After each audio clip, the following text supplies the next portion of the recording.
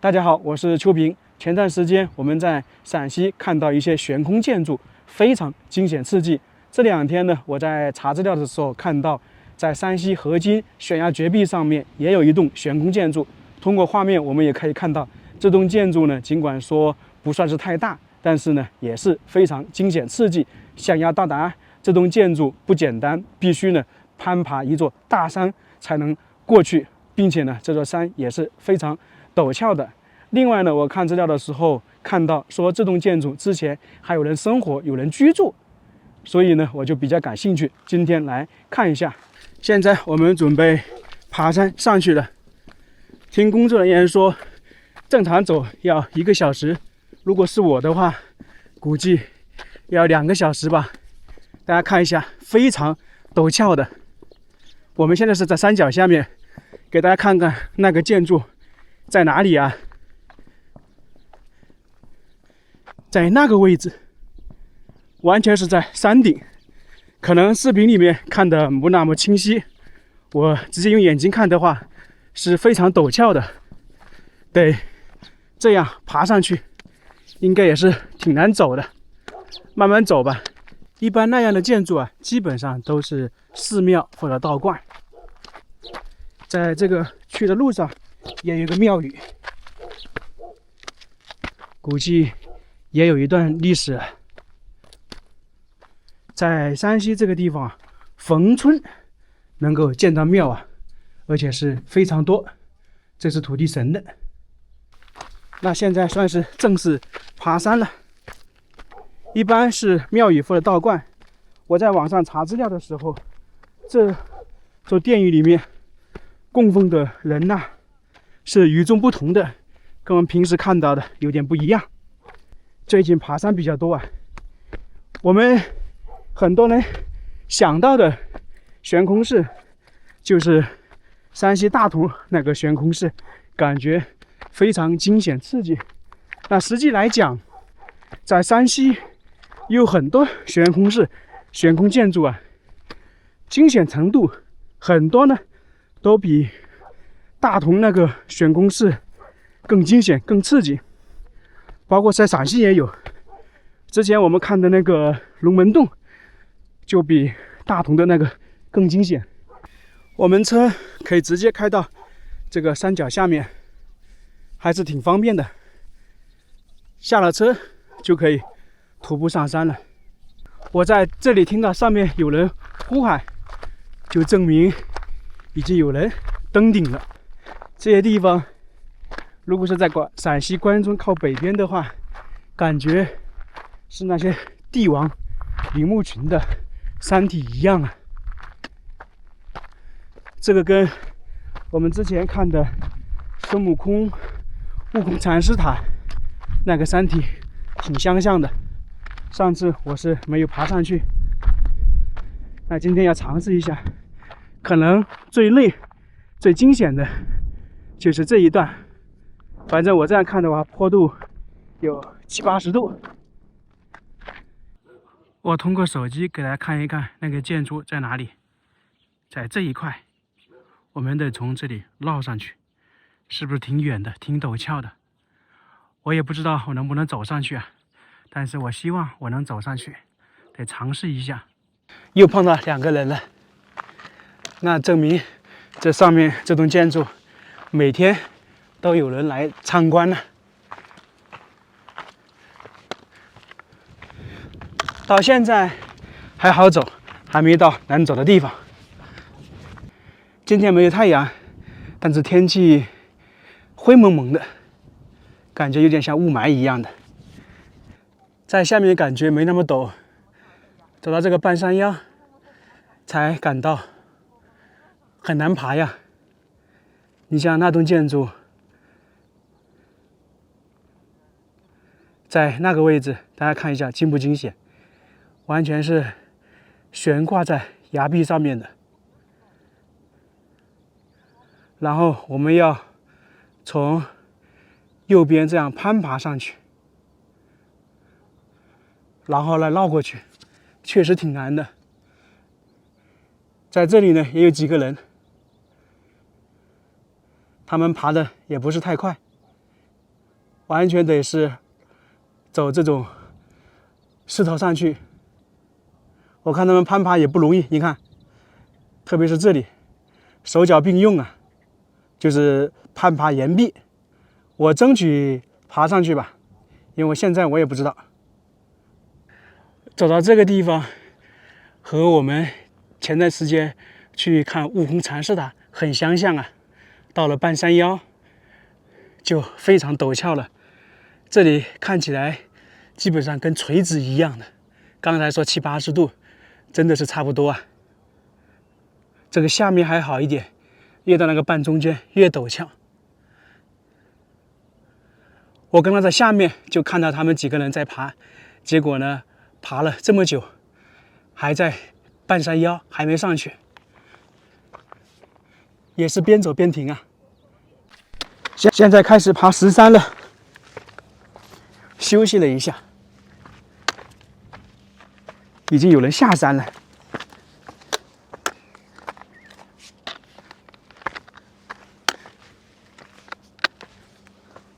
真的，这些地方很像陕西关中那边的帝王陵。唐朝的帝王陵很多地宫都是在这种半山腰嘛。那如果这个山是在关中那一块，我觉得90%可能会作为帝王陵的选址所在地。阴山为陵，选择这样的地方是不错的，而且这个山呢是连成一排了，也算是一个好地方。已经有2个人回来了。这里走的话，算是2条路。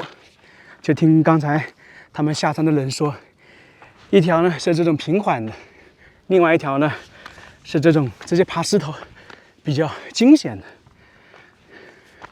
他们说不难爬。我现在走到这里还好，这可能也是跟我最近爬山比较多吧。以前看到这种山，肯定是爬不上去的，但最近爬了几座山，就稍微好一点。这里还有一棵宁可松哎。说到宁可松，是不是黄山那个非常有名啊？这个也是在石头里面长出来的。隔个几百年应该也会很大吧。到了现在，这里就越来越陡峭了。不光是眼睛看到陡峭，视频也看到非常陡峭。你看，完全是像垂直一样，爬一下惊险的地方。来都来了，得尝试一下嘛。就大概1米宽，非常陡峭啊。这里真的是手脚并用，哎，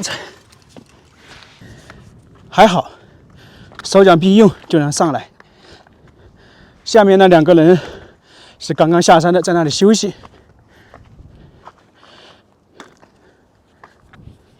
我车就停在下面那个村庄里面，那个村紧挨着山，挺累的，一半都还没走到呢。我估计我2个小时都上不去，现在已经爬了1个小时。这边就完全是石山了。哎呀，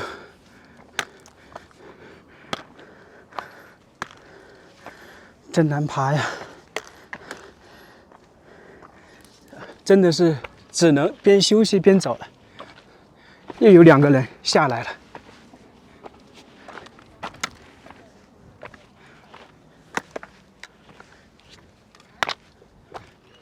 得从这边一直绕上去，好陡峭啊！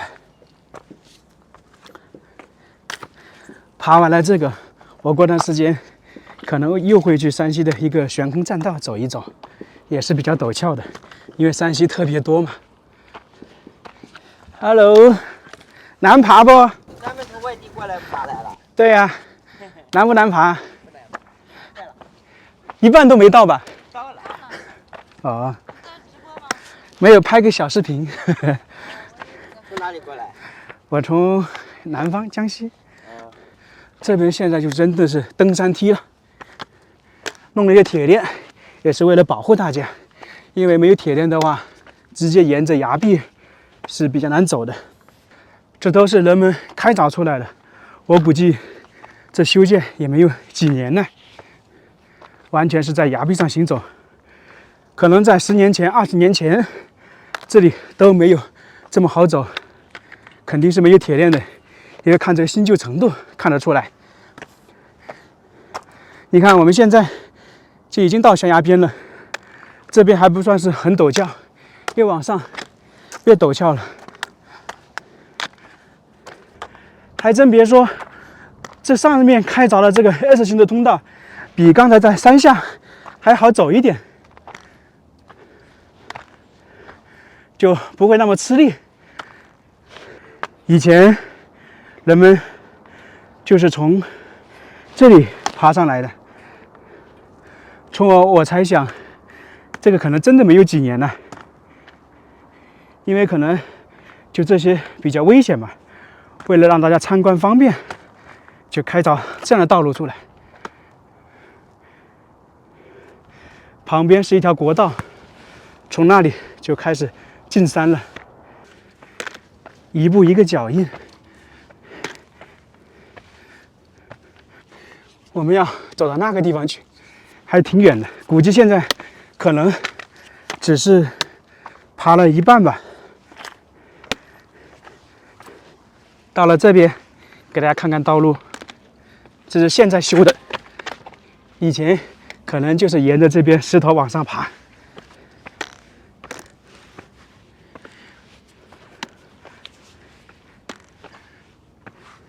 这都是经过简单修缮的。已经到顶了，又看到2个人上来了，他们好像手上都提了些东西。那么我估计前面那个应该是庙，他们来上香的吧。我们是如此热爱河津，从这里下去。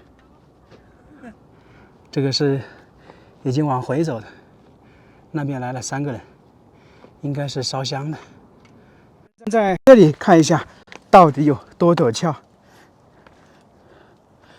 就是从这个下面爬上来的。以前没有路，感觉他们是从这里上来的，很陡峭啊，基本跟垂直差不多。然后现在从那边绕上来就好一点了。再通过航拍展示一下这个高度，从下面爬上去还是挺陡峭，需要一点时间的。到顶了，还得往前面走一段距离。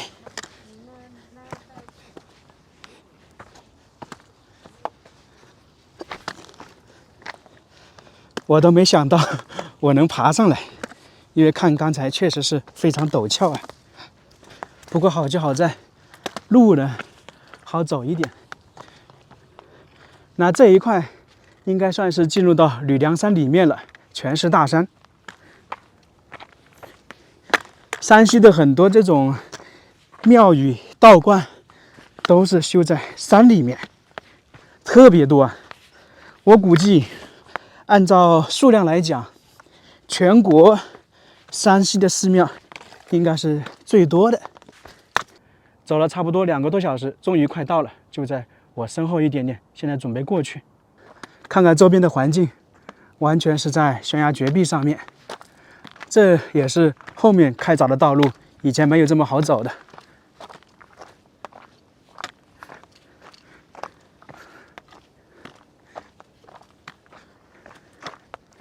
来这边参观的人挺多的，时不时都有1个人来，周末节假日可能更多。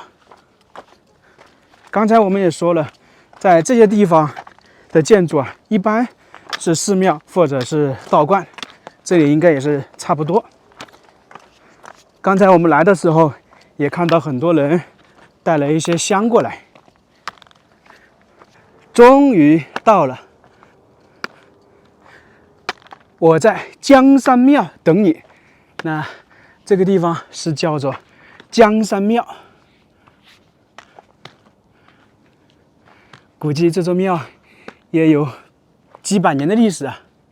这里都写了历史建筑，你像这些砖，一看就有历史感了。来看一看这里面有什么。它叫江山庙，就这个名字啊，感觉都是非同一般呢。我们主要来看一看这里有没有人居住啊。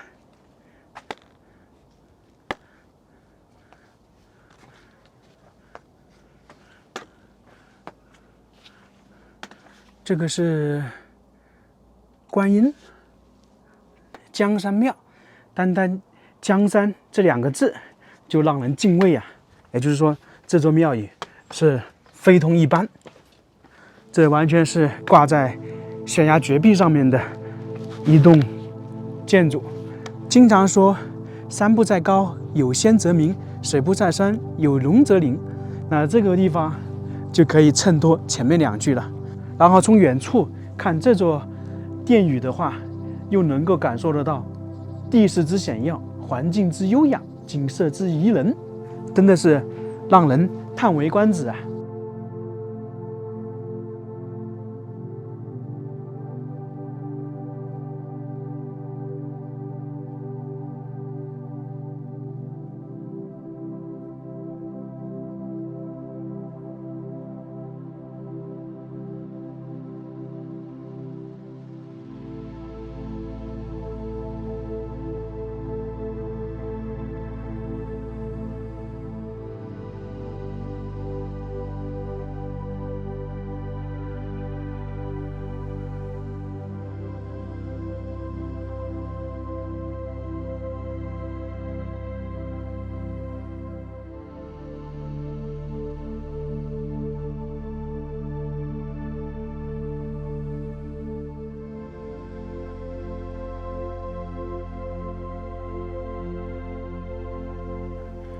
这栋建筑明显看得出来，历史是非常悠久的，主要是砖和石头打造的。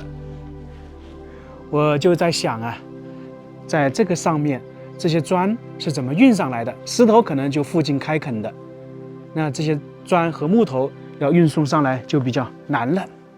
你说现在可能弄个那种传送机，那个索道可以，那么在几百年前乃至上千年前，这个怎么弄上来的？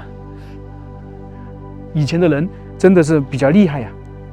在这个下面有一些道路，包括我们刚才爬上来的线路，估计以前这些砖啊、木头啊都是从这些地方运上来的。这里有江山庙的介绍啊，距离河津市区15公里，海拔呢是950米。这个完全是依崖悬空而建，被称为河津的悬空寺。因为只要是这种悬崖绝壁上面的建筑，都可以称之为悬空寺啊。按照遗迹考证，是明朝所建的，在清朝同治时期重修。江山庙是一座道教庙宇，仅江山2字足以让人敬畏。它的来历源于一段观棋烂柯的传说。在以前，山下有一个姓刘的樵夫，忠厚老实，自幼呢喜爱下棋。一天呢上山砍柴，见2艘在这里下棋，就放下手中的斧头和扁担观战。饥饿时不由自主地捡起老者放在地上的核桃吃起来，顿时呢感觉精神大振。一盘棋下完，一位老叟笑道：“时间不早了，你还不回去？”樵夫看到天色确实比较晚了，回过头来，只见彩云翻滚，2位老者呢早已腾云而去。再看自己的斧头、扁担、绳子都已经烂了，于是呢惊讶地回去了。谁知呢回到村里，以前的景象早已不在，物变人非。经他讲述原委后，才有老者想起先辈曾流传村里面有人上山未归之事。樵夫恍然大悟，原来当时下棋的老人是神仙，自己呢沾上了仙气，就等于他在这个山上看别人下棋，可能就是1个下午的时间，而山下的村里可能就过了几十年或者上百年都有可能。原来呢，这2位下棋的老人是玉皇大帝派出2位神仙来人间体察民情，路过此地，恰好呢与这个樵夫相遇。有这样说法嘛？天上一日，人间1000年。那这个樵夫呢，于是呢就返回山上，化作玉女仙尘，随风而去，相当于呢也变成了神仙。后人呢为了感谢玉皇大帝，并纪念这位成仙之人，修建了此庙。由于呢是供奉玉皇大帝的，于是呢取名叫江山庙。这刚才有人来上香的。那这里面呢就是供奉的玉皇大帝了。这边看一下，这里可能就是我们刚才介绍的下棋场景。里面总共是3个人，其中靠里的话是2位神仙，这位呢是樵夫，相当于是洞内1日，山下1000年。那可以这样形容，在这个洞内，3位老人待了1000年。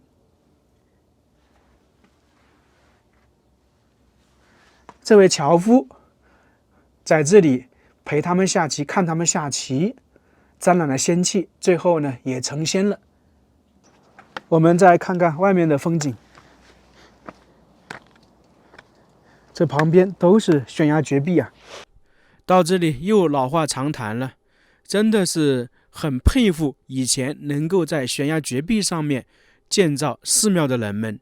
我们现在这里呢有一些水泥，有一些钢筋，而在以前这些都是没有的。想要在绝壁上面建造这样一栋建筑是比较困难的。我们不管看哪座悬空寺、悬空道观，以前的人们、古时的人们真的是比较厉害。一开始我们说这个地方以前有人居住，我估计在这座寺庙最开始建造的时候，可能有人生活吧，后面应该是没有的。当然近些年肯定是更没有了。那这个江山庙我们今天就参观到这里了，非常感谢大家，我们下个视频再见。